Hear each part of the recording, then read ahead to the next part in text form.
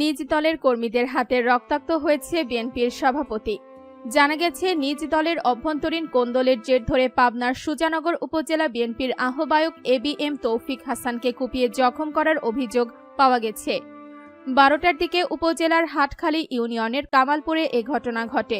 Hatkhali union বিএনপির কর্মী সভার স্থান কামালপুর উচ্চ বিদ্যালয় মাঠ পরিদর্শন করার সময় তৌফিক হাসানকে কোপানো হয়। পরে গুরুতর আহত অবস্থায় তাকে উদ্ধার করে কাশীনাথপুর মা জেনারেল হাসপাতালে ভর্তি করা হয়েছে।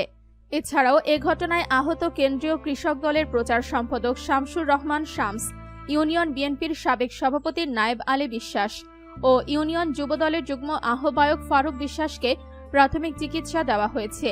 এ ঘটনায় বিএনপিরই অপর গ্রুপের নেতাকর্মীদের দায়ী করে আহত হাটখালী ইউনিয়ন বিএনপির সাবেক সভাপতি নায়েব আলী বিশ্বাস জানান, পূর্ব নির্ধারিত কর্মসূচির আলোকে বিকাল 4টায় স্থানীয় কামালপুর উচ্চ বিদ্যালয় মাঠে হাটখালী ইউনিয়ন বিএনপির কর্মী সভা প্যান্ডেলের কাজ পরিদর্শন করতে যায় আমি সহ উপজেলা বিএনপির আহ্বায়ক তৌফিক হাসান ও কেন্দ্রীয় কৃষক দলের প্রচার সম্পাদক শামসুর রহমান শামস সহ বিএনপির স্থানীয় অন্যান্য নেতৃবৃন্দ।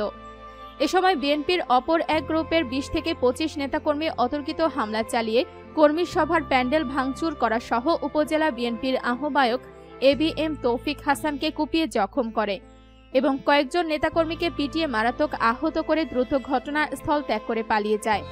নিজ দলের নেতাকর্মীদের দ্বারা উপজেলা বিএনপির আহ্বায়ক এবিএম তৌফিক হাসানের ওপর হামলার ঘটনার সত্যতা নিশ্চিত করেন উপজেলা বিএনপির সদস্য সচিব শেখ আব্দুর রউফ। তিনি এই হামলার ঘটনার নিন্দা জানান।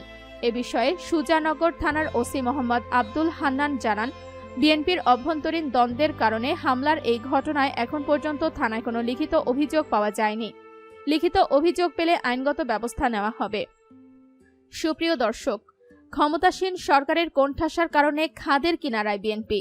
তার মধ্যে যদি নিজ দলের নেতাকর্মীদের দ্বারা দলের কেন্দ্রীয় নেতারা যদি এইভাবে মার খায়, তাহলে বিএনপির রাজনীতিতে আরও ধস নামবে বলে মনে করেন দেশের রাজনীতি বিশারদগণ। দর্শক, বিএনপির এই অবস্থা চলতে থাকলে বিএনপি কি পারবে আওয়ামী লীগের বিরুদ্ধে আন্দোলন গড়ে তুলতে? ভিডিওর কমেন্ট বক্সে হ্যাঁ অথবা না লিখে জানিয়ে দিন আপনার মন্তব্য।